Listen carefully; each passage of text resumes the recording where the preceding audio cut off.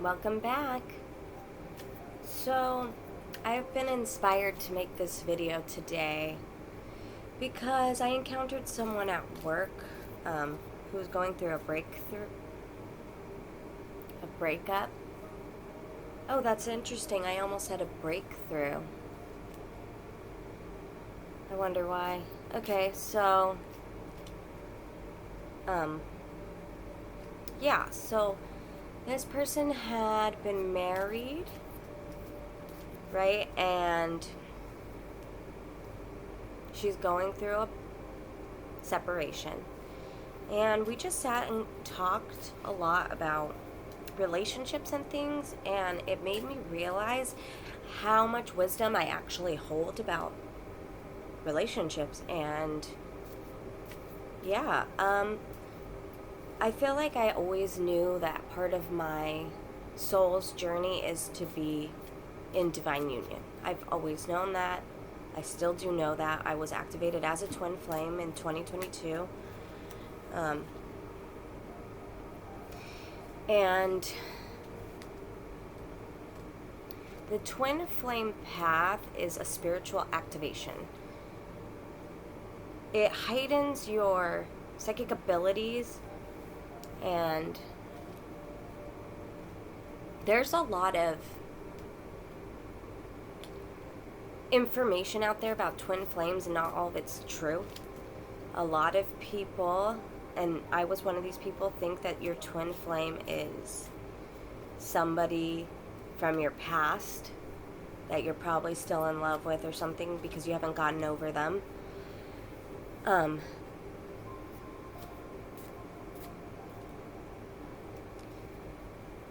Most of the time, that was a toxic relationship, and you are basically, when it's a relationship like that and it's toxic, it forms a trauma bond. And when you're trauma bonded to someone, you can form a really deep attachment. And that attachment can cause you to be in suffering after the breakup for a very long time, because especially if you're believing someone's your twin flame, because twin flame is like other half of my soul. So this person outside of me is the other half of my soul, and they've left me, right? And there's a lot of these things that say twin flames activate each other, right? So they help you to become the person you're supposed to be spiritually, because there's a lot of shadow mirroring that happens. Now, shadow mirroring, the thing is, if you're in a relationship and it's very shadowy, very toxic, but you're not even on your healing path yet, and you're not recognizing that your shadow's being mirrored back to you, then that's probably not your twin flame. And you can think that someone is because of the fact that you had a strong connection with them.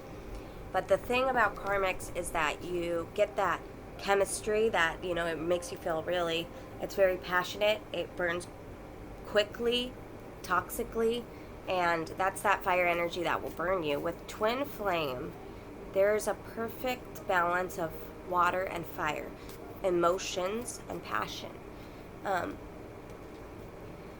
It's also a path of selflessness, because you guys are both in surrender to something greater than yourself. You're both in surrender to the divine, and you both are on your divine mission. You know that you came here to do a soul mission, and you're like, okay,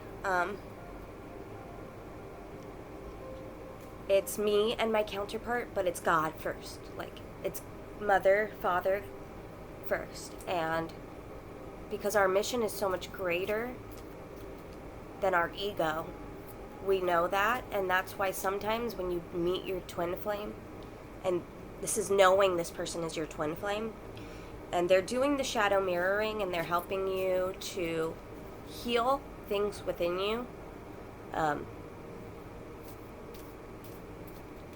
so they're helping you to heal things within you, but maybe sometimes they don't choose to heal their things. And if they don't choose to heal their things and they want to continue to live in ego, then you have to say, but I put the divine first, but I put my mission first, and that's what matters. And part of our mission is to be the sovereign beings we came here to be. So a lot of times I notice, like, okay, so people, there's a stigma that says, like, okay, twin flames, we meet, it's intense, then one person runs away while the other person's chasing this person doesn't give them the time of day. And then finally this person's like, oh, okay, well, I guess I'm going to do my own thing, leaves, and then this person becomes the runner, and this person's like running away, whatever. And then they come into union. Okay, my thing is, you can't come into union, or this is what I've lived, I mean, seriously.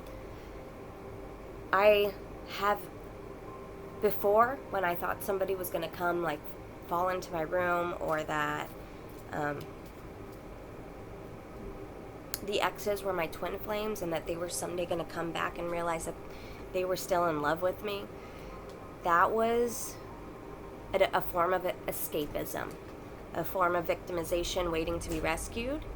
And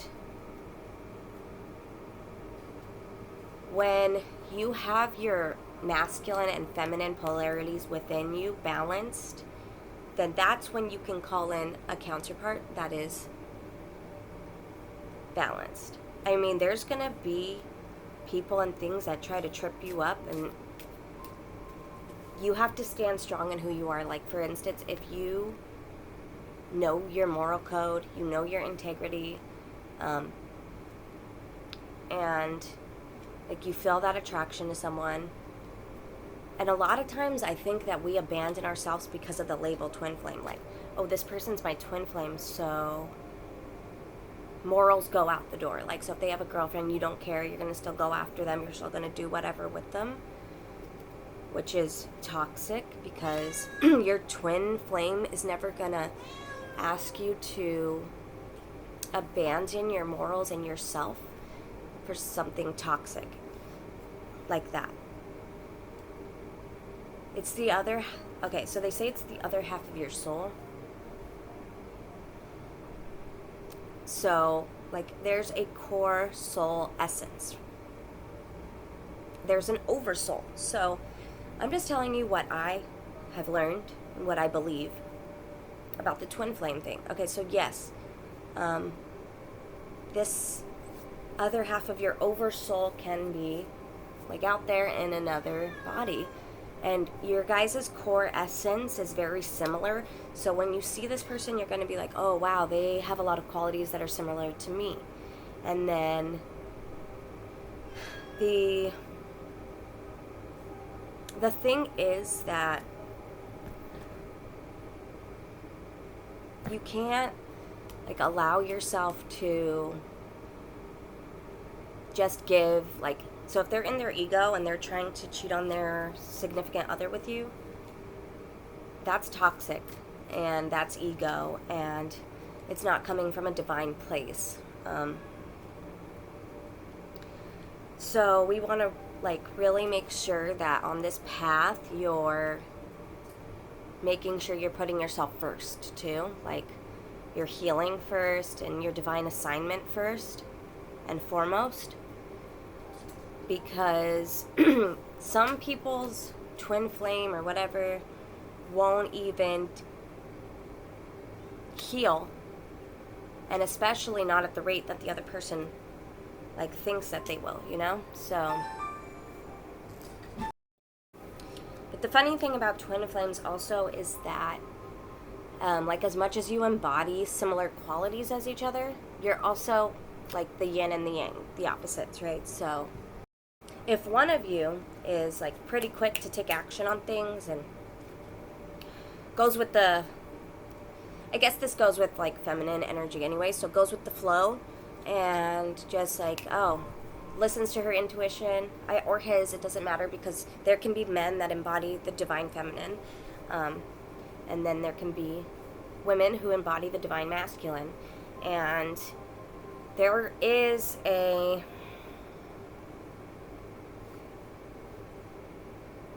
way to tell, like, you can look up wounded masculine qualities, like, opposed to the healed masculine, the divine masculine. For instance, like, wounded masculine is going to try to be controlling, and insecure, and divine masculine is going to be protective and hold space for you to be who you are, all parts of you, non-judgmental. Also going to be focused, right? So that's another thing about divine masculine, like, could be very intense because they're embodying so much consciousness and that's being directed at you. So if you don't have that capacity within yourself, it's going to feel very overwhelming and like ungrounding to you. And same with the feminine, like, she's full of emotion, embodies life, embodies intuition. And if you're a masculine that doesn't really have a healed feminine, then you're not going to be able to stay around that for very long. So another like thing about coming into union is that you're going to have to do the healing in order to hold that union, because it's very powerful. Yeah, I mean, it's very intense, and it'll shake things loose from you to heal. And that's why it's very important to be aware of your shadows and that's why also loving your shadows is important too if you're looking to be in a divine union, because then you're going to also have to see that other person's shadows. And if you're always judging people for, their shadows and their qualities that you might deem like, bad, it's not going to work with your twin flame. Because there's no place for judgment in a twin flame union. Okay. I am kind to all. I am aware that everything I do or say affects others. I will help those who seek it, and I will seek out ways to be of service. I develop an attitude of looking for ways to help others instead of always waiting to be asked. Everything I do from a spiritual perspective and put my heart into it. So that's the card that I pulled while I was talking about getting rid of ego. Because, Shiva and Shakti were twin flames, right? I think that, was it Shiva or Shakti? I don't know. One of them was in their ego, and then one of them had to be like, I love you, so I love you. I'm going to pull back and give you the space to heal because I can't be with you when you're leading with your ego. So that was a really good one. So let's go back to regular. I know I'm talking about twin flame, but let's just talk about relationships. Let's just talk about, I'll get more into like divine unions in a minute, but I just want to talk about relationships and breakups first, because that was what I talked to this woman at work about, and she brought up a lot of things in me that I was like, oh yeah, actually I'm aware of a lot of things that might be helpful to others. Okay. In a relationship,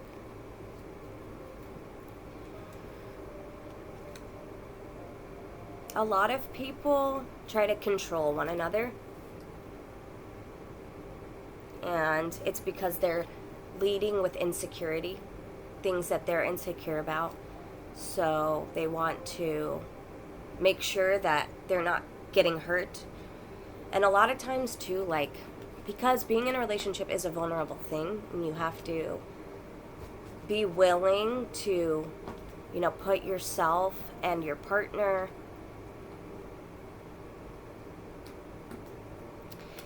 in this. How can I explain this? I mean, it's a relationship. It's a heart-based, my heart and your heart come together, right? And it's one heart. You cannot like be half in and half out. Like, I'm going to be in this relationship but tell you everything you can and can't do so that you don't step out of line and make me feel uncomfortable or insecure ever. That's control, and that's not the way relationships should be. I mean, there's instances where, like, if someone cheats or whatever, then that person obviously doesn't want the other partner talking to other people, and I think that's bullshit. I think that if you're at that point in a relationship, the relationship's over, the trust is gone, and trust is essential, especially in divine unions. Now, I was talking about Lilith the other day, and I was talking about how Lilith got 3 stages. So, the dormant stage would be, like, let's say someone's in a relationship and they can't do anything and their partner doesn't allow them to do anything. And they give and they give and they give and they give for this other person, this partner who takes and tells me what to do. And I can't act this way because they'll be unhappy. And then, whatever the punishment is when you make them unhappy, it's not healthy to control. A big thing you learn on the twin flame path, the path to divine unions, is that you have to surrender control. And also, it's about healing. It's about, I've done enough healing on my own now that now I can have someone mirror back to me things that I need to heal in a different way. But also, it brings in great joy. It brings in great energy.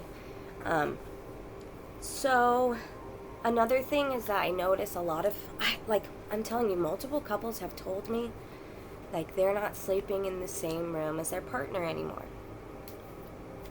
And it's just crazy to me because,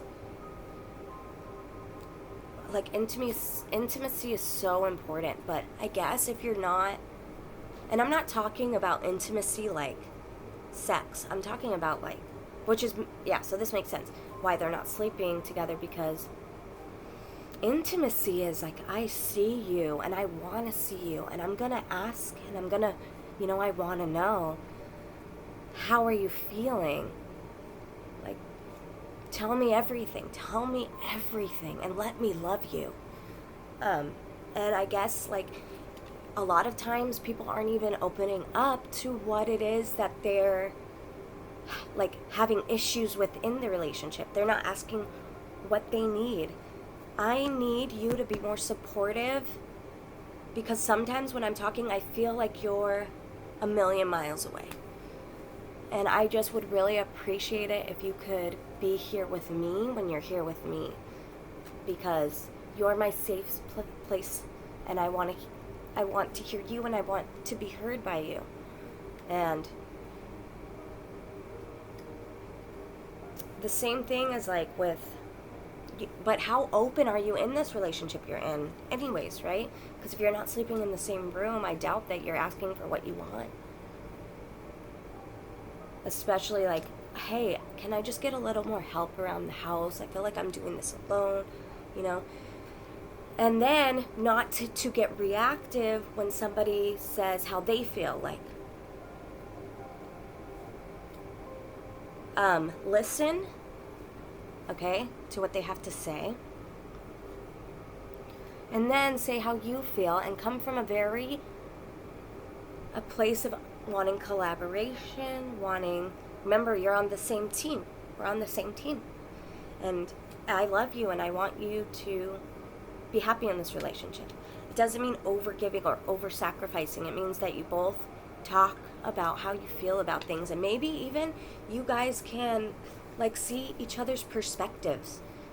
Like, oh, I didn't even know you felt like that. Oh my God, that's really eye-opening to me.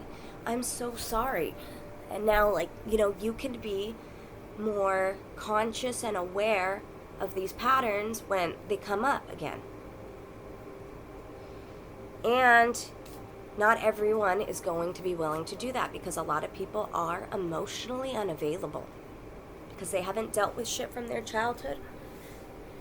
And if they are not processing their own emotions, there's no way that they can process yours. So, breakups. So, the thing about trauma bonds and attachment is that attachment is gnarly. So, when I went through my breakup, I would just wake up in the morning and be like, here I am, like I woke up again, like very upset, just thinking about being without this person because I made this person my life. Why I stayed in a box.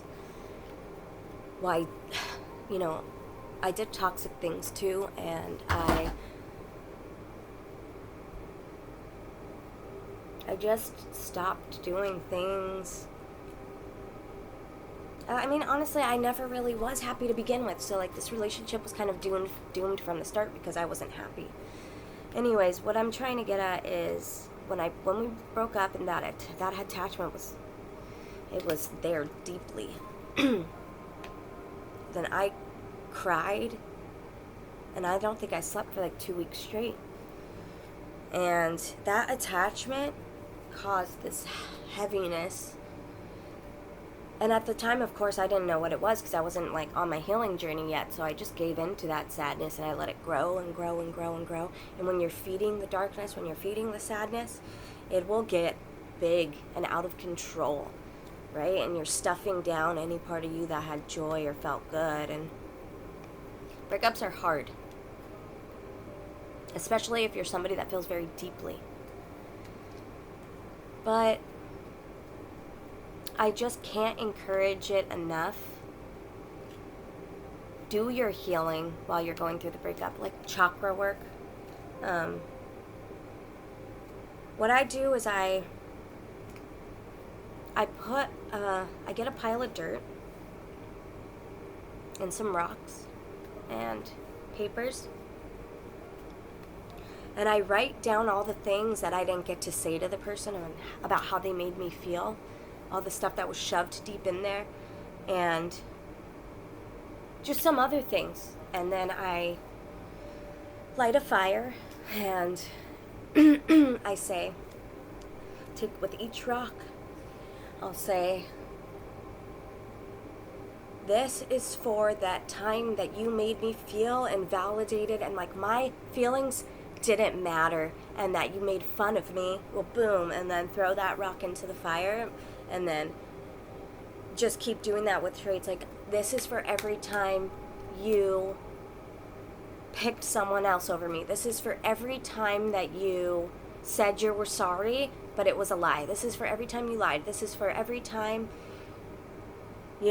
all the things that upset you, and then even things like, and this is for the fact that I still love you even though you did all this shit to me. And then you could go off of all these emotions and you're letting them out, you're getting them out, and then you're burning those papers that say those things. Like, so you want to be very aware and conscious of what you're trying to release when you're doing this, and then after that you bury them in the dirt and you let go and you release it out. And it'll give you a peace of mind. Like, I'm not saying like you're not going to be sad anymore, but it is going to give you a big release. And you can do it as many times as you'd like to get rid of all that shit that's been stored in there. And I mean, even if it's not a breakup, it could be a family member. It could be maybe you have unresolved issues with somebody that has passed away. I feel like that would be a really good one, especially because, if you were ever trying to make right with that person, other than, going in psychically, you wouldn't be able to. But you can let go, and then you can realize, like, everyone's just doing the best that they can. And this earth it's like how we've been programmed, and everyone's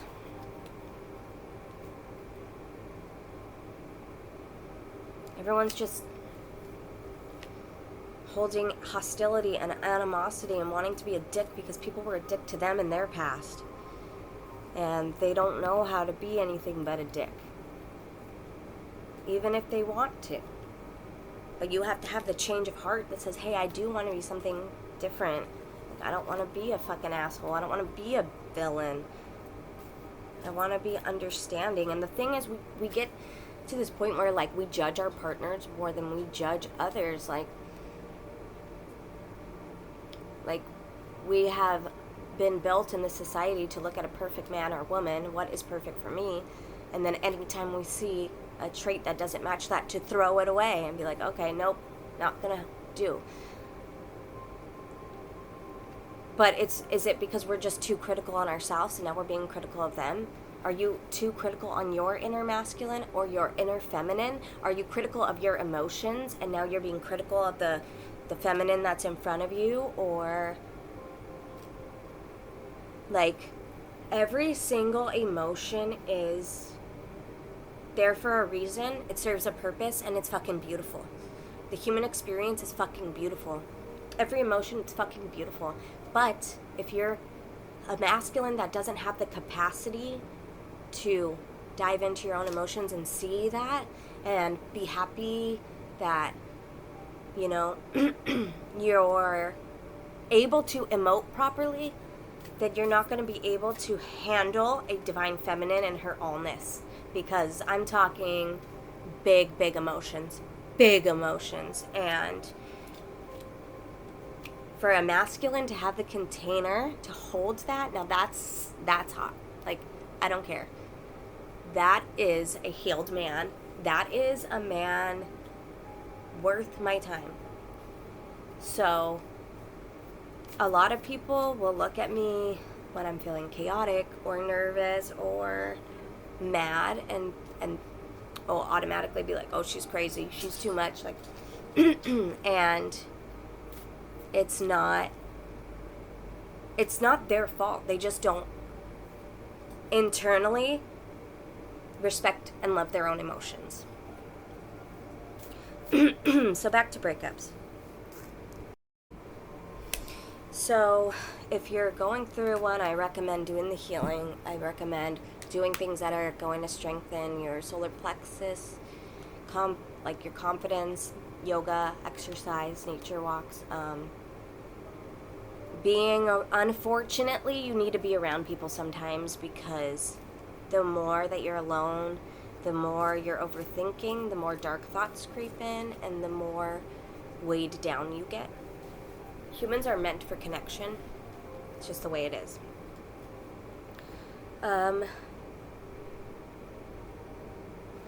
So, obviously Spirit. Like, I recommend Spirit 100%. Spirit will hold you while you cry. And Spirit will let you know how loved you are, how capable you are, and how that person wasn't for you. And, that they have something so much greater waiting just around the river bend. There was a quote that's always been since I was obviously in church, because it's a Bible quote, but since I was very small, it had always been my favorite quote. And especially because I was in fear a lot. Like, even as a child, like, I started living a very fearful life very early on. I remember, like, at 5 years old, just thinking, I'm gonna have to die one day, like, and being freaked the fuck out about that. And then after that, it was just, you know, it's because the household was chaotic, and I was afraid in the home every day, afraid of the fights, and afraid of the abuse.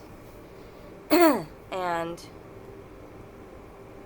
I just, then when things, you know, when I grew up, then I tried to be the peacekeeper and get in the middle of it. And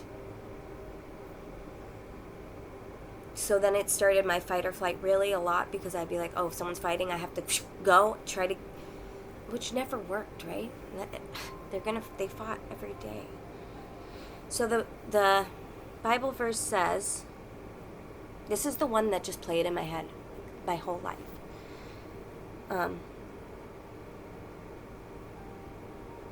For I know the plans that I have for you, declares the Lord.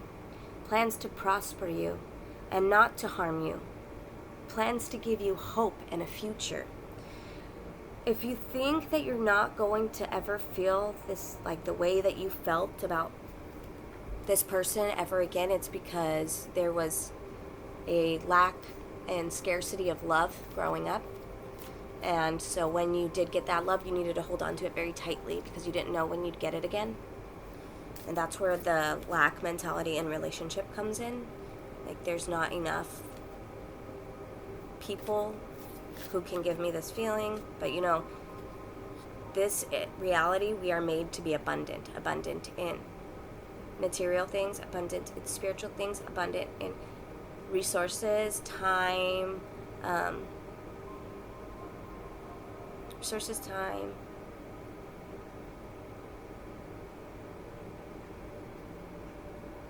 opportunity, and people. There's always going to be somebody else right around the corner. There's always going to be another opportunity just because you didn't. So that's another thing. Like, if you're constantly saying yes, yes, yes, yes, you don't have to. If you're scared that another opportunity is not going to come to you, it will. It absolutely will.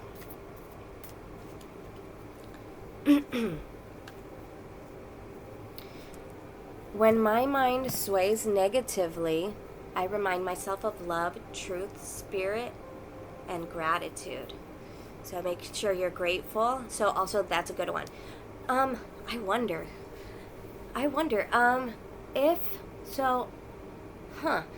if you learn a lesson and that thing is supposed to fall off, maybe if you look back at that relationship and learn your lesson, it will decrease the intensity of it, of the heartbreak. That could be. I don't know. But I do know every time after I learned the lesson about somebody, the feelings went away pretty quickly. And we can be grateful for what the person taught us, and also grateful for the good times. You guys were in a relationship. You did have good times. You did experience things together, and you can be grateful. And you can be very grateful for the time you shared together, and then you can be grateful for the new opportunities that await you. I am the observer of my thoughts, and I do not let them bring me down. So when you're having those panicky thoughts, when you're scared, and you just, like I said about the bird's eye view, like, go higher. You're not your thoughts, you're not your emotions, you're just the awareness behind it that's taking note of them, right? Because you're patterned and programmed.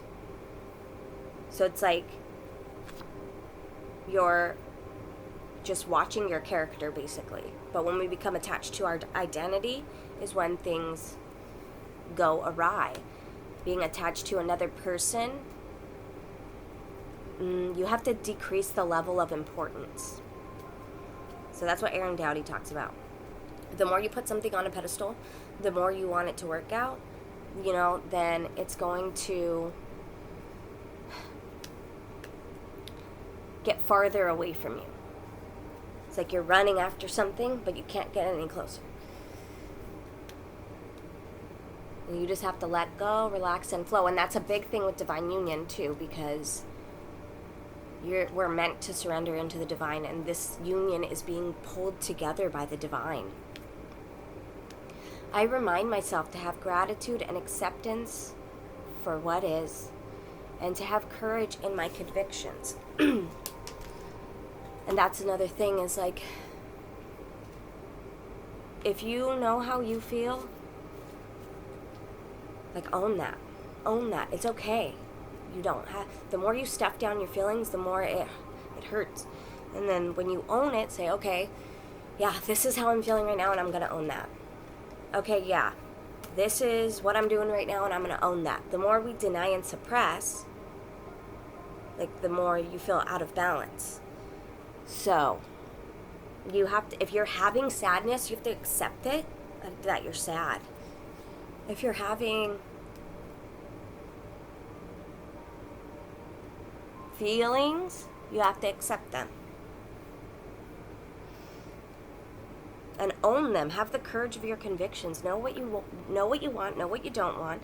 And then when you're in a union, you can tell, like, you can, and then you work on clear communication so that when you are there, you can talk to them about I want my counterpart to be able, we're going to talk about everything. We're going to talk about everything. We're going to see each other more than anyone has ever seen each other before. And we're also going to be on our double mission.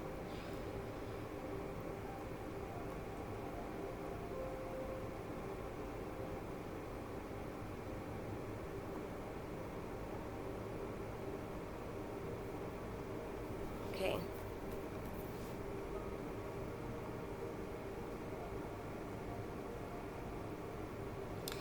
Okay, and then there's maturity level. So, like, how mature are you?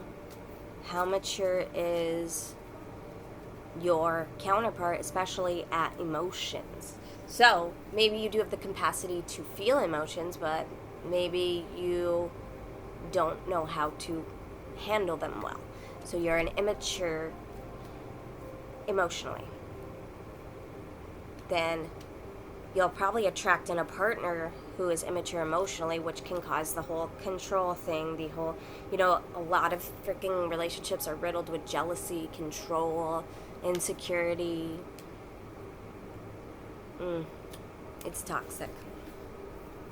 I continually pursue a clearer understanding of spiritual truths behind all that is and all that is unfolding. I ask myself, is what I'm thinking the truth, and is it having a positive or negative impact on my life? That's always a good one, especially in relationship. Because of the jealousy, the insecurity, all that stuff, if you're emotionally immature, you're experiencing these things, and then you tell your partner, and then your partner flips it around on you, and then, you guys are fighting. Sometimes, like, the things that you're, like, okay, if you've been treated badly in the past and you didn't trust your exes, it's so crucial to trust the new partner, the partner that you're going to be with. You cannot project mistakes that somebody else made onto this partner.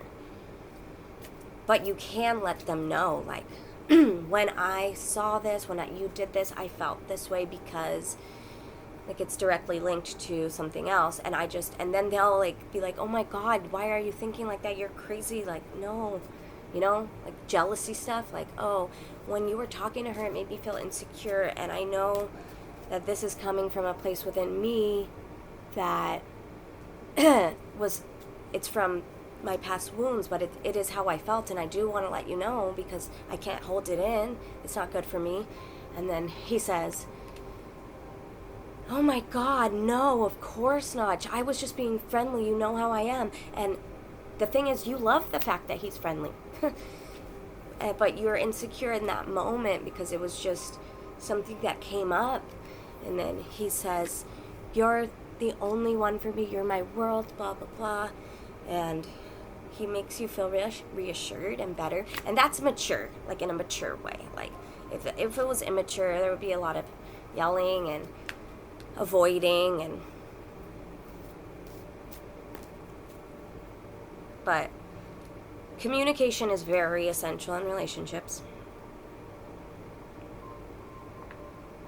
especially if somebody's doing something you don't like. Like, can you please stop doing this? I feel really uncomfortable when you do that. Like, if they're teasing you, but it feels like the opposite of loving, right? Why are you teasing me? I'm your partner. And I know I'm sensitive. I don't know. There's people that are too. And so I would, then you ask your partner, like, please stop, because I feel like when you tease me, like, I'm feeling like less about myself. And they say, oh my God, no, I want to build you up. And, so sometimes people have unconscious patterns like that too, that they don't know is running. Like, people, they could have just, like, bonded over teasing in their childhood, and then they're putting that on you without knowing that you have a super sensitivity about it because you were maybe teased growing up. I don't know. Okay, and then I want to talk about the energies of masculine and feminine. So The masculine energy is more based in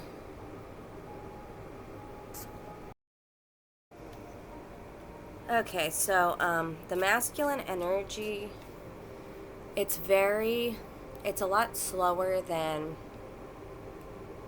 I don't know if slower is the right word.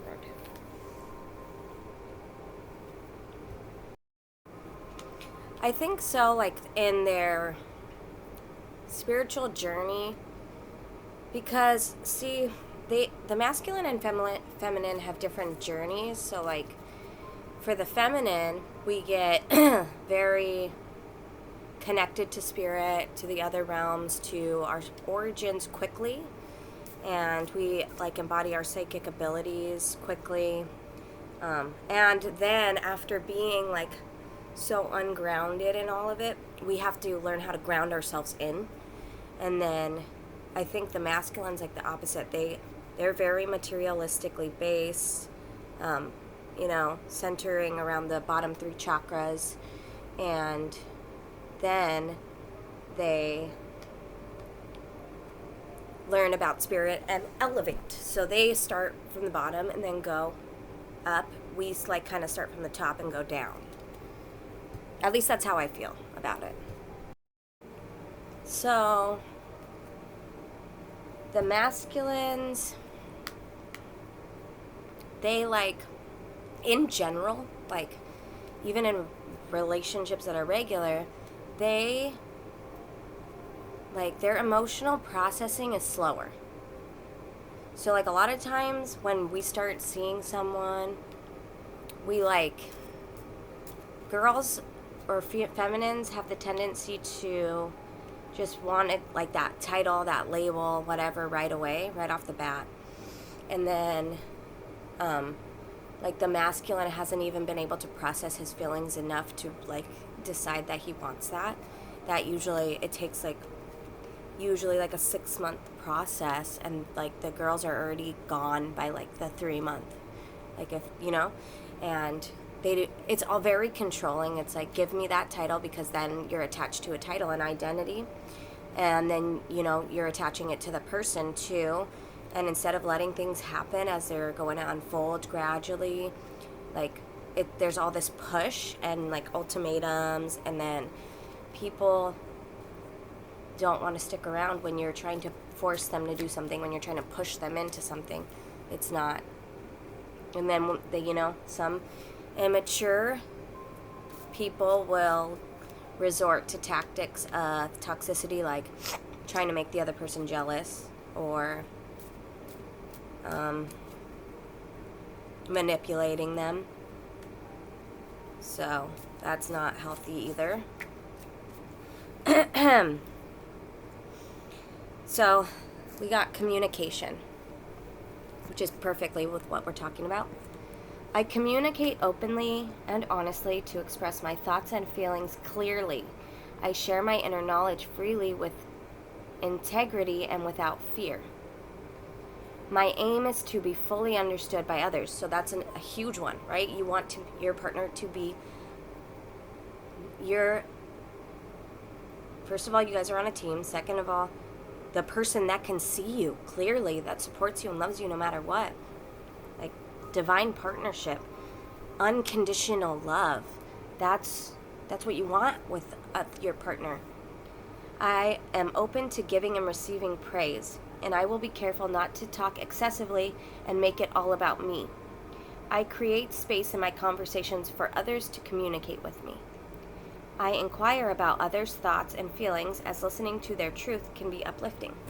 So, asking about your partner's emotions, asking about your partner's needs and wants. And I know, like, some people, like, just, okay, come home from work, complain about their day, talk about them, and then don't even ask about how their partner's day was. Don't even ask. Don't even, like, or they just don't, or sometimes I see them be dismissive, and it's like they don't even have space for their partner. And yeah, so being emotionally available is essential, and that's definitely something you should look for in a healthy relationship. You should be working on your emotions and your ability to be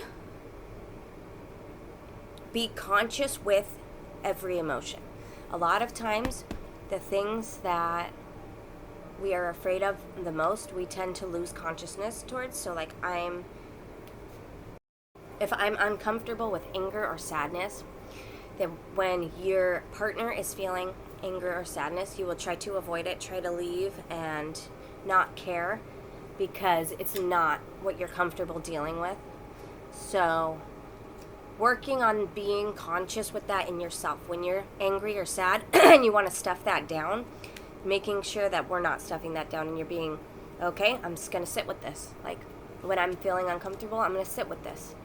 Always, taking the other step to hold that consciousness, right? If you're afraid, like, okay, so let's say you're on your healing journey and now you're dating. And when somebody makes you feel something, you want to run away because maybe you have an avoidant attachment style. And now you are basically running away from people that you have feelings for because you're afraid of feelings because you've been hurt before. So that can get in the way. So when you come into contact with your divine masculine or divine feminine, because again, you can be a masculine but in a woman's body, or vice versa. Also, if you need help finding out which one you are, or if you'd like a birth chart reading, you can email me at Cosmic Fractal of Light.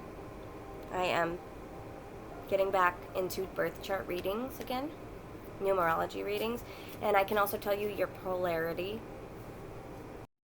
So you have to, in both of us, all of us, I don't know why I said that, in all of us, there are, percentages of masculine to feminine. So I am 40% masculine and 60% feminine. So everyone has that. So if you want to know what you are, just let me know. And then we have to heal both of those. We have to come in balance in both our polarities. So we have to make sure that both are healed. We're working with two healed aspects of self. Shadow feminine aspects can be like addictions, immature emotions, being manipulative in relationships, or not wanting relationships, or sometimes like the feminine can just want to be and then not do anything else. So like if your feminine is like you're being like you're not doing anything ever and you're always just laying in your bed, and then that can cause stuck, stagnant energy because you're not moving your body, first of all, but it also causes your feminine to be wounded and your masculine to be wounded because your masculine is the one that is focused, driven, takes action, and if you're not taking any action, then your masculine's going to be wounded. And let's see what else I have.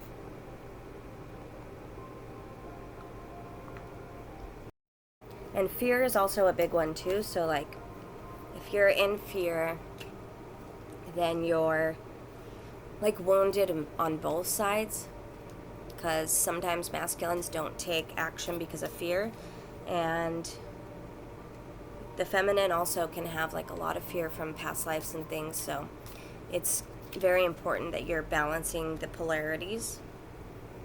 And the masculine is like the ability to focus, like I said, and also to like be really focused on just that one thing that's in front of you. So that's like a really good masculine trait, because you're penetrating your consciousness into whatever it is that's in front of you. And whereas the feminine can do more multitasking, the masculine is consciousness. The masculine is the penetrator. I see penetrate, or like, even in sexuality. The masculine is the penetrator, and he's the container. And the feminine is expression, life force itself, She's creative, and she is nurturing, while the masculine is has a plan, is focused, can direct consciousness into things, and build. He's the protector. He's the one. He's the stable. Like, he's the ground. He's the container for this. And the feminine is, so like, if it's the sky, the masculine is the sky, and the feminine is the weather in the sky. You see how that works? The feminine is the receiver. She's laid back, and she's loving life and loving nature, and like anything that she comes in contact with brings her love and joy. And it's why it's really important to have both in us, because we can get carried like too much on this side, too much on this side, and we got to find a balance so that we're living with a mind and heart coherence. So like, my heart, I'm doing what my heart wants, and my mind's on board too. Like, we're working together as a team internally, so that you can be at war with yourself internally. A lot of people are literally always at war with themselves, and that's what I meant about like not abandoning yourself because of people. So like, you think somebody's your twin flame, but they have a girlfriend, and you are like so willing to just throw away your moral code to be with this person who, let's be honest, like, if they wanted to be with you, they would probably be leaving their girlfriend and not trying to get you to cheat with them. And then you're throwing out your morals, your integrity, and your sovereignty. And the reason that we come here is to heal and become sovereign. So it's like a kick in the face to the divine. Like, and the divine is like, no, like, I'm in charge of this union. The divine's like, I am putting you each through trials and tribulations so that you're perfect for the other one. And unless you both pass these things, that's when you guys can be together. When you're like healed enough, and I know that thing that you're gonna, the divine is in charge. And all we can do is keep healing and surrender our ego to the divine, because what's meant for you cannot pass you by. You have a soul contract with someone, then you can try and try and try to avoid it, but it will have to be activated, and it will have to be gone through. And you don't even know what the soul mission could be. Like, it could be a really beautiful thing. Oh, double missions? Oh, I want to talk about that.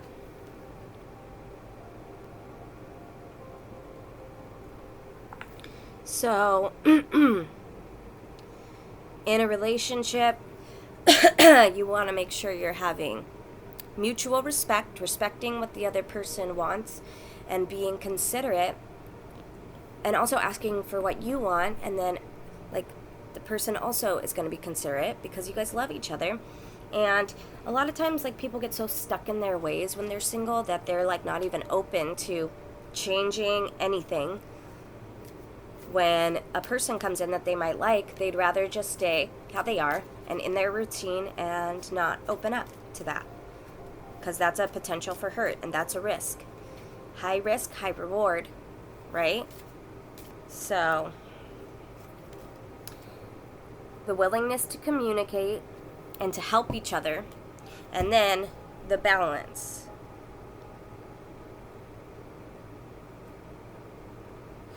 Oh, so the balance. So if I have my internal masculine and feminine balanced, and you have your internal masculine and feminine balanced, and we come into union, this is something, like, for me, it's a yes.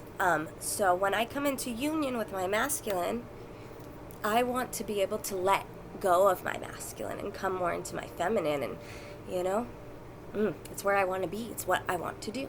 And I want to be able to trust my masculine and say, I know that you've got it. I've seen what you can do. I completely give like my control to you, because I know you'll direct our life force and our life together in the right direction to where we're going and where we're creating, you know. And I'm not saying never make decisions or anything like that. It's just I think it's going to be nice to let go of some of the masculine that I hold, and maybe that's not for everybody, but it's for me.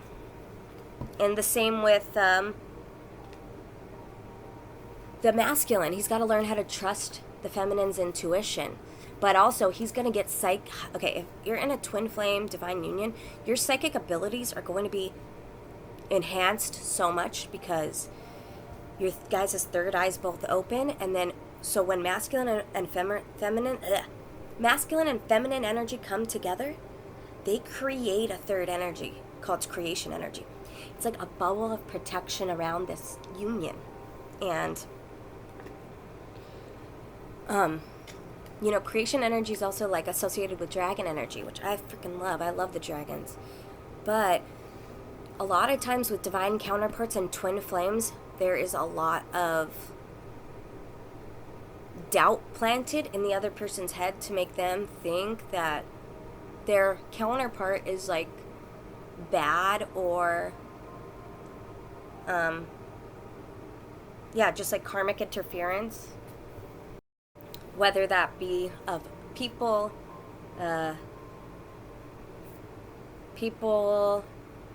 anything that can come in between the two. It's so that you guys can learn to completely trust how you feel opposed to what is being told to you. Like, you know what, this person says this, but when I come around, I feel this. And then you have to trust your feelings, and I don't even know why you're listening to other people in the first place, because they don't know what your guys' contract is either, especially in a divine counterpart. I am worthy and I deserve an abundance of anything that I require. I watch my thoughts to ensure that I am honoring and respecting myself. I honor myself by knowing that I am worthy to receive, and I am open to receive now. I remind myself that it is a sign of strength to ask for help. See? And then that's another thing, is like hyper independence can get in the way of a union, because like with me too, I thought like, oh, I need to be meeting my needs, nobody else. Like, and if I have to ask anyone for anything, then I'm less than. But it's not true. Like, the truth is, can you surrender and trust somebody enough to let go and say, I'm gonna do this. Like, I'm gonna open my heart and like freaking do this. And it's gonna be scary as shit, but it's also gonna be exciting. It's also gonna be you, your counterpart, and the divine. And you're gonna enhance your telepathy, your psychic visions, and your guys' world is going to be more fantastical.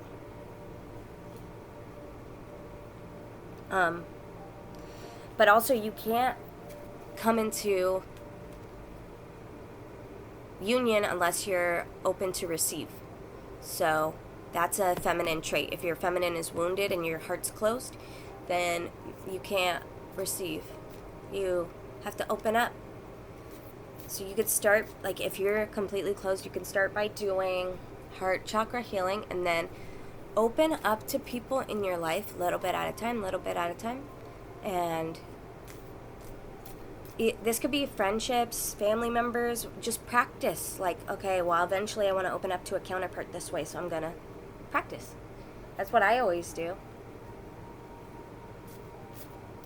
And I just know that it's going to be a part of my mission to be in divine union. And there's just, like, I know that. It's for sure.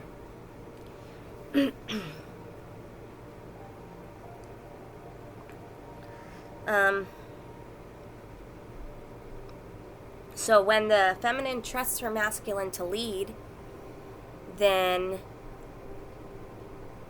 that's also a big one for women right now, because society has taught us that we have always had to compete with the masculine, that we were put lower than the masculine, so now we have to fight to prove our worth to society, and it's not right. And it makes for a society of very over-masculated women, with hearts closed, because they're trying to do the same things that guys do. Well, I'm just going to sleep with everybody and blah, blah, blah, and drink and party. But also that's wounded. That's wounded. And masculines that are doing that are also wounded. And society has taught masculines that, well, first of all, if there are all these very masculine women, masculines automatically going to feel emasculated, like, not needed, and they won't, like, they don't want to compete with women and then, like, be proved to be inferior to women. And then they are also told that they can't express their emotions because it's weak. So they're just literally, like, stuck in a corner by society, like, and it's sad, because masculines are meant to lead. They're meant to be that force. And as divine feminines, we have to really be willing to say, I want my masculine to lead. Because a lot of times, like, society programmed us to be, we get very controlling, and now we have to dominate our masculine. And why? Why do we have to do that? Why do you want to dominate? You don't have to. Like, it's like I said, you're not the masculine's coach. You're not the masculine's teacher. You're not the masculine's mother. You're their partner. You're their equal. And the way that we get to the relationship we want is by allowing that person in very deeply. Like, how deep can your love go? How deep can you receive the masculine's love? How deep can the masculine receive your love?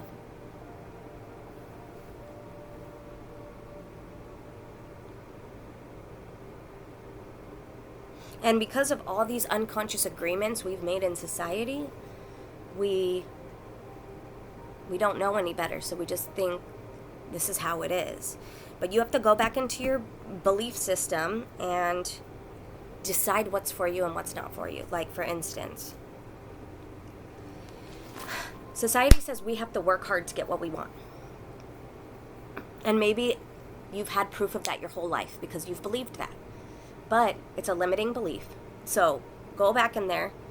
But the thing about limiting beliefs and changing your belief system is you actually have to believe it in order for it to change. Okay, go back in there and say, what did I put? Things come to me easy, and I work less but get more. So we will start getting that reflection back to us in our reality when we believe that. That things are easy, that things come easy.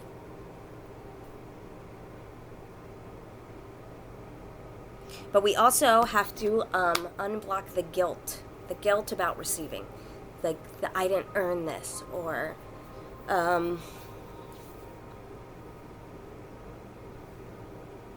just guilt around receiving. Like, my dad the other day got the day off with pay. And he came home and he's like, oh, why do I feel guilty about it? Like, the company knows and everything. And I'm like, yeah, because our brains are crazy. They do that shit. So we have to really work on our guilt. And guilt is deep-seated. It's really in there. It's like, you really have to look at it and where it's coming from. Because, first of all, it might not even be coming from this life. It could be coming from a past life. It's also just very, very programmed in society to feel guilty. That you should feel guilty about yourself. If you do well, if you make other people around you jealous, if you are yourself even, it's not right, and we need to get rid of that belief. We need to throw it out. Take it, pull it out, throw it out. I don't like it. Guilt is one of the big things that holds people back. And then, okay, so for instance, weight loss, okay? I have to work very hard at the gym to work out. It's not actually true. It's not. You can lose weight through multiple things, and even working on your chakras helps you to drop weight. So if you knew that, then maybe first of all, fix your belief system and then try it out. It's true. I'm not saying don't go to the gym. You need to be exercising and keeping your body moving and flowing because the chakras need to stay open. And when you're sitting and staying stagnant for a long time, they get very gunked up and they need to be cleared often. And exercising, working out is actually working out your chakras. So you're working out your energy. So if you're working on your chakras, if you're, it's really important to eat a more balanced diet. I know I say that, and I'm not the best at my eating either, but I absolutely don't do fast food. That's one thing, or soda. I do fast food once in a while, probably once a month, and then other things are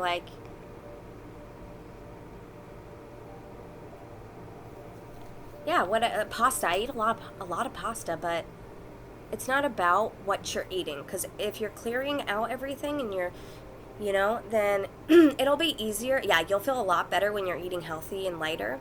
But sometimes, there are certain circumstances that don't allow that. So just know that you're slowly working on it, right? You're working on your diet and all that. And then also another limiting belief is the illnesses. Half of the illnesses that are on this planet are not allowed to come into your body unless you give it permission, if you accept that you're ill. And now you're putting a label on yourself for an illness. That's not helpful, and that's not even how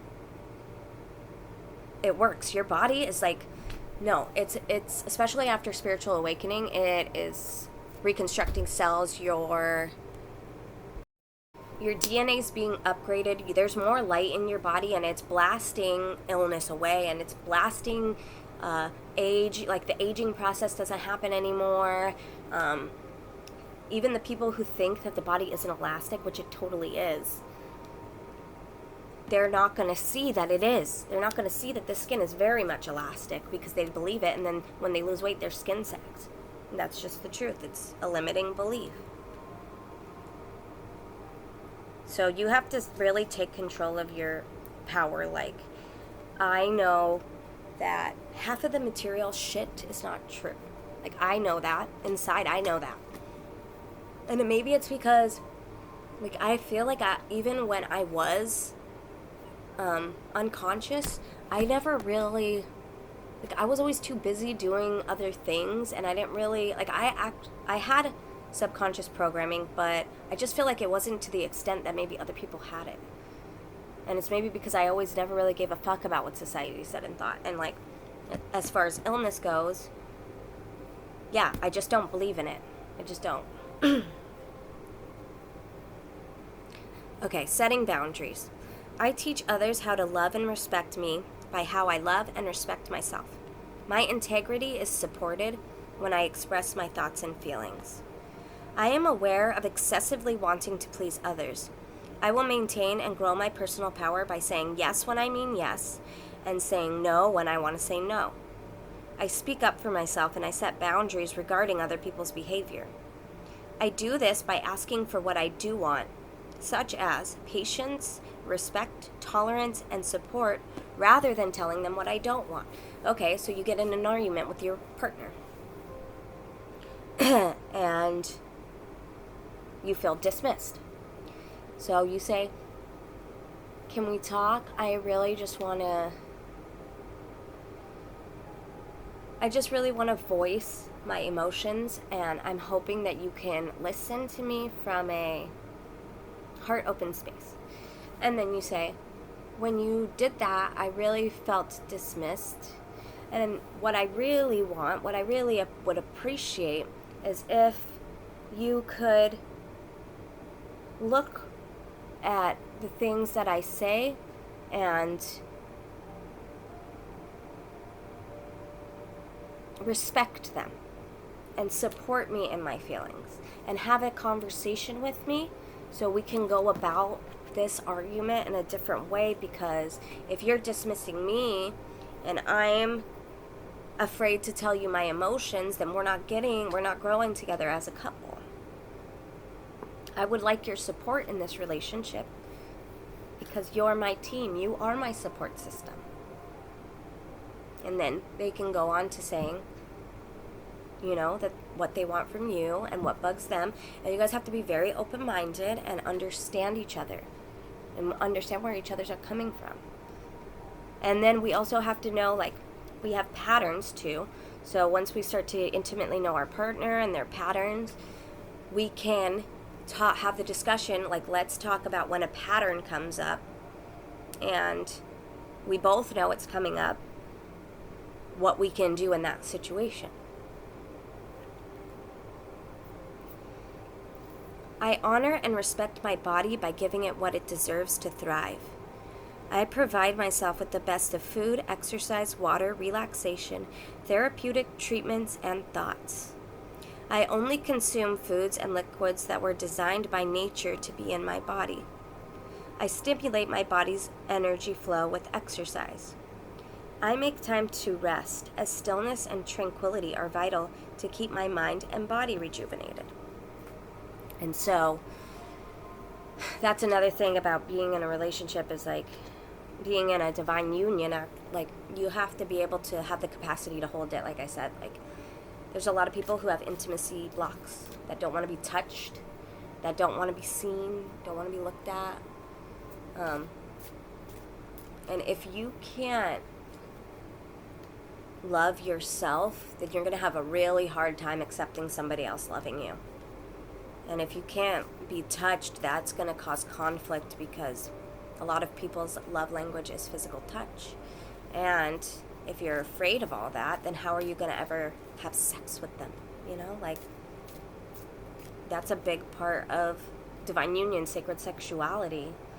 And we have to be open to all kinds of things, all kinds of new things. Okay, so expectations as well. You want to go into this union or this relationship, whatever it is for you, with no expectations. In any relationship, really, the only thing that you should ever expect is getting to know someone, I guess. And that's if they allow you in, right? So I don't expect anything from people, but I hope that I get to know this person, and I hope that they let me in. And then after that, when you get into union, then you could go even further, and then it's the beautiful stuff starts to happen. I choose to learn through love. So whichever choice makes you feel more loving, more loved, that's the way you go. And then you learn, if you have done something that wasn't loving, how can you do something differently next time? Because we are just love. The energy of the universe is just love. Yeah, we're having a little experience of our own, but essentially we're just love. And anything that's not love is a illusion. Separation is an illusion. Also, we don't want to be attached to being in a union or being with someone. Learn how to be happy with yourself, learn to love yourself, learn to do things that make you happy, and go after the things you want. If I would have waited for a union to start doing the things that I want to do, like this channel, then who knows if I ever would have even made it to, the more you are attached to something, the more it runs away from you. Or it's repelled. It's like magnets, right? And that's why if you're really wanting something, you're kind of pushing it away. And you just have to take a breath and really let go of expectation and be able to flow with whatever's happening in that moment. And when I say that, I mean if you're looking at somebody and they're treating you toxically, I'm talking about if it's before the relationship, before you've had a chance to be in a relationship with this person, you notice their red flags, but you're too fixated on their potential, then you just go for it anyway, but you knew better. But you think you can change them, which is another toxic trait, like, because you're saying they're broken. That's what Aaron Doughty says, like, oh, so you're calling them broken. But no, they're just learning too. They're not broken. They don't need you to fix them. They might want, like, in a partnership, you shouldn't want someone to fix you. You should want someone to love and support you and be your partner and create with. Oh, the double mission. Okay, so double mission is my mission on this earth is to help humanity, be optimistic and happy. And I think there's a part of me that knows that there's going to be some kind of live events that go with this eventually. So, in a partner, if they were to be on my path and they had a double mission with me, they might have qualities that pick up where I lack. They might be financially literate, like a lot more than me. They might be really good at business. They might know how to coordinate events. They might be a person that sits and thinks about things instead of just going off on intuition. They might just like have qualities that I am lacking in, because I know everyone's got stuff, and for a long time, like, dealing with money made me sick to my stomach. But it doesn't anymore. But I think it's because of all my beliefs around money, like money's evil and all this shit. But I got over all that too. Because I know it's just a tool. Everything in this world is just another tool.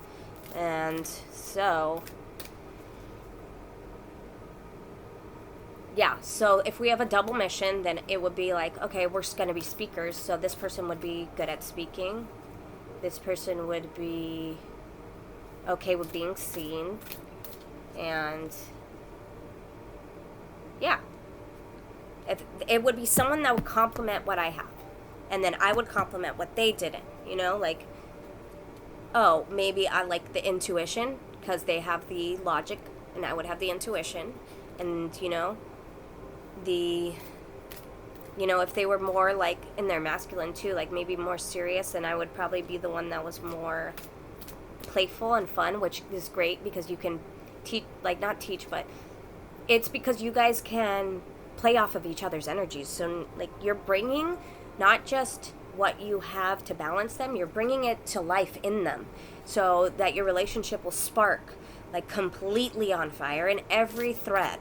And you guys will develop these qualities within one another by seeing your counterpart do it, and then, maybe they'll teach you. I don't know. Like I said, they don't have to, but if you wanted them to, they could. So double missions are very sacred, especially on the spiritual path.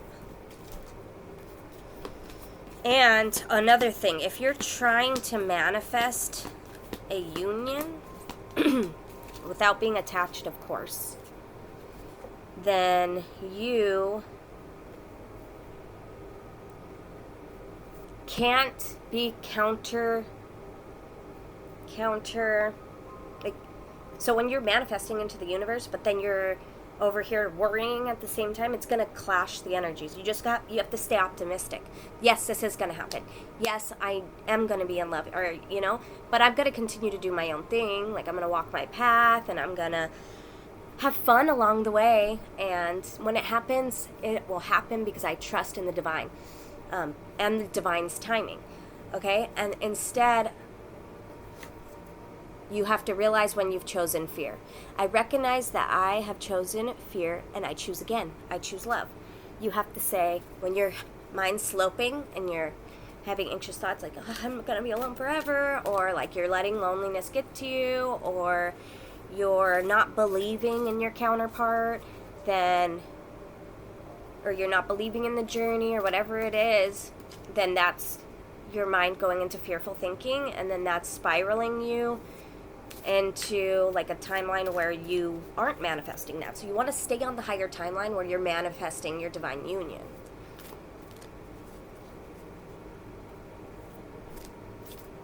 But also at a place where you're okay either way.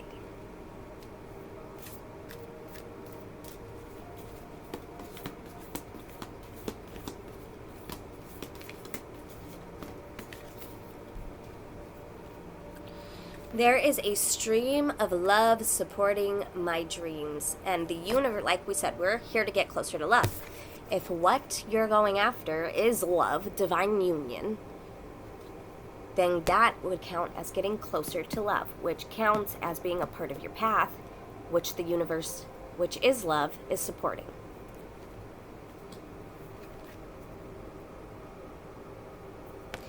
When I am in alignment with the love of the universe, peace cannot be disturbed. Yeah, little things sent to distract you, get you off course. You have to be aware. You have to know what things are pulling at your attention, and when they're just like shiny objects that you shouldn't be. You know inside what's karmic interference. You know, oh, this thing's here and it looks good, but is it a part of my path? Or is it going to detract me from my path where I'm going to have to realign again because it's going to send me out of alignment, right? Is this thing keeping me in alignment or sending me out of alignment? It's a good one.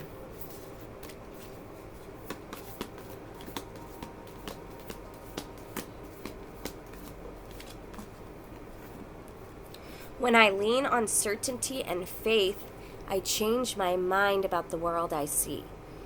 I love this one because it's like, do you trust in spirit? How strong is your faith? How strong is your love for the divine? Because spirit's got your back. Like, that's what I always say is like, spirit has my back, and it doesn't really matter anything else. So I have written all my manifestations in my journal. I've written it down for each section of every area of life and what I want, and the divine knows. The divine has gotten my order, and now I can just chill, make my videos, cook at work, watch some TV, hang out with my family, and I know my love will come.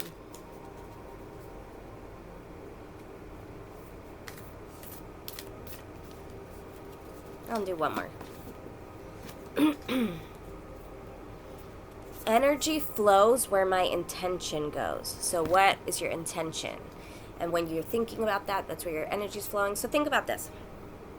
This is like a energetic bubble, and it has your manifestation in it, and it's small, but the more you feed it, the more you feed life into it and consciousness and thought, the more you grow it and it gets bigger. What's your intention? What are you trying to create? And keep feeding it and keep visualizing and keep taking action steps to make it happen. This is mine right now that I'm working on. I have many, but this channel, and I visualize and I think about what I can do, and I make more content, and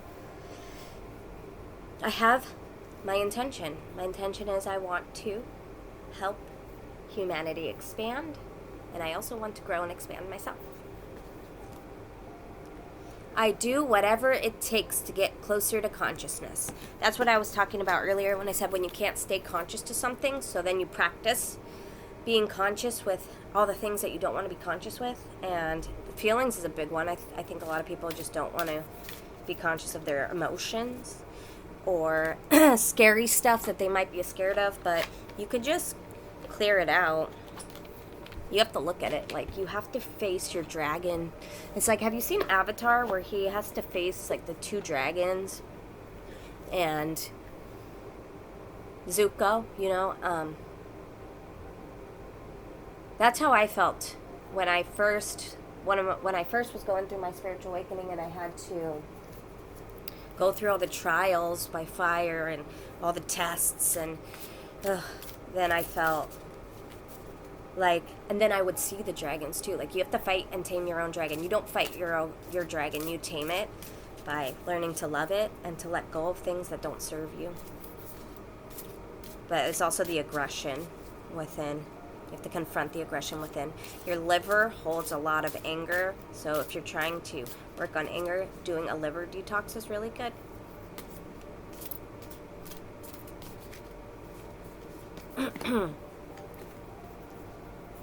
We have the dragon, which is actually the card that I posted on my Instagram yesterday for today, so that's funny. I am brave. Against the rocky cliffs of the mountainside, dragon rests peacefully with the crashing shore blissfully ringing in its ears. Its iridescent scales catch glimmers of sunlight and sprinkle the cave in an array of rainbows. Dragon is often misunderstood, but it pays no mind to the thoughts of others. It has done too much work to let the fear of others be a distraction. Your work, dear one, is not done yet. There is much for you to learn and overcome because no matter how old we get, there is always a lesson to be learned or shared. What Dragon is here to remind you of, however, is that you are strong. You are strong enough to learn the lessons you need in this life and are not defined by what others say or the fear that they may try to instill in you. You are a child of divine love, and Dragon will accompany you on your journey to keep you safe. And it may even throw a rainbow or two your way to remind you how magical you are. What are some positive things I can remind myself of when times get hard?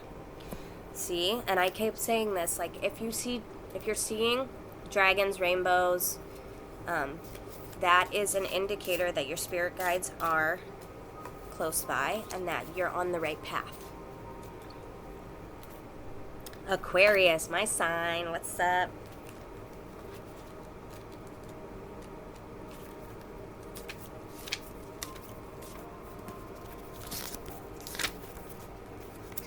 I am unique. Standing out amongst the crowd, it is hard to miss Aquarius. Their uniqueness speaks for itself, but there is always something interesting to learn from this air sign. The fine balance that they create between air and water is one that leaves them independent of their emotion and as a seeker of their authentic path. Your journey in this lifetime is entirely your own, and while you may encounter others who have similar experiences, no one else is living your life. Aquarius is here to remind you to rejoice in your individuality and the choices that you make. While some decisions may leave others confused, you know what is beneficial to you and your time here. The independent choices that you will make will lead you to a community that supports you wholeheartedly and wants what is best for you. What would I like to do in the next 5 years, and what is holding me back? Oh, that's a really good journal prompt. I would do that one. Where do you want to be in 5 years, and what's holding you back?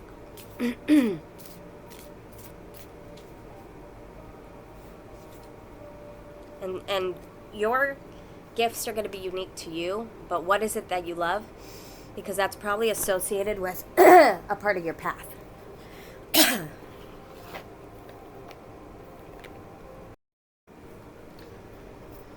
then we'll get an Angels and Ancestors card.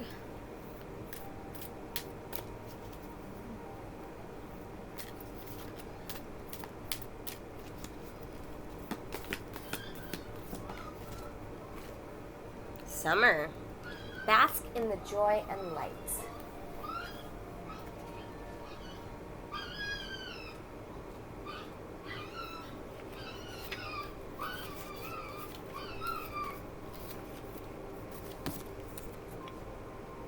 Rise up and open your wings and shine. Bring your projects and plans out into the light, into manifestation. Summer has always been recognized as a time for joy, for going on adventures and making memories. Flowers are in full bloom, animals are enjoying the freedom of the wild summer days and nights, and people are taking holidays, basking in the sunshine and being lifted energetically by the light and the warmth. This is a perfect opportunity for you to enjoy the fruits of your labor. Light has come to banish the darkness. Clarity is arriving too, allowing you to know exactly where you are and how you can move forward. Angels and ancestor guides are encouraging you to enjoy this moment and not to rush forward, because this is a time for pleasure, enjoyment, and expansion. There is a great chance that you have extra energy, creativity, and inspiration at this time.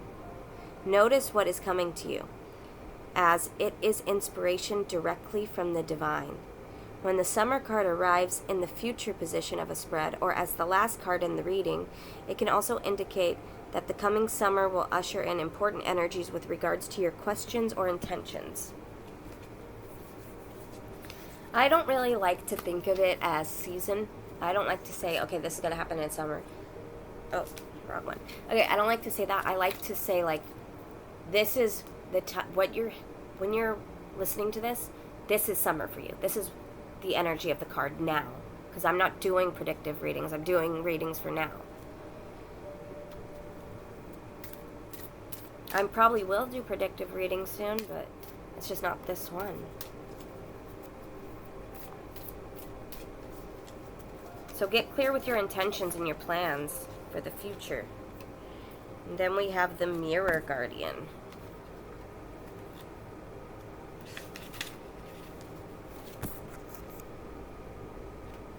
Take time to reflect. Take some time to reflect on your strengths and challenges and how far you've come. Recognize your gifts. Angels accept you just the way you are. Even when you are going through a challenging time, they still hold you in the highest of esteem. The Mirror Guardian, a female angel looking into the mirror of life, invites you to witness your spiritual strength and beauty, to see yourself as angels do. The mirror represents the fact that your core beliefs and ideas are in fact what is reflected back to you by your world. Your life is one big mirror of how you feel within, and the Mirror Guardian helps you recognize that. When this card appears, you are being invited to take some time to see where you are right now. You are a beautiful being who has surmounted so many challenges and expanded in so many ways. Your angels are now guiding you to take inventory of your life, to take the time to note all of your recent experiences, the challenges you have surmounted, the strengths you have developed, and the lessons you have learned. Your angels want you to reflect on your strengths, in particular, those aspects of yourself that you feel have not been acknowledged by others. Offer yourself approval where it's due, and know that when you give yourself credit, others will be able to as well. That's just like what I was saying about loving yourself. Like, you can't expect your counterpart to love you if you don't love yourself. And that's why it's so important to love and admire yourself, because once you do, you're going to start notice other people love and admire you. When you don't like yourself, you're going to notice other people don't like you. So I think I'm going to leave it here today. And then on the next one, maybe I'll pull some tarot. But until then, I will be pulling tarot on my Instagram account at Cosmic Fractal of Light. And I'll see you in the next one.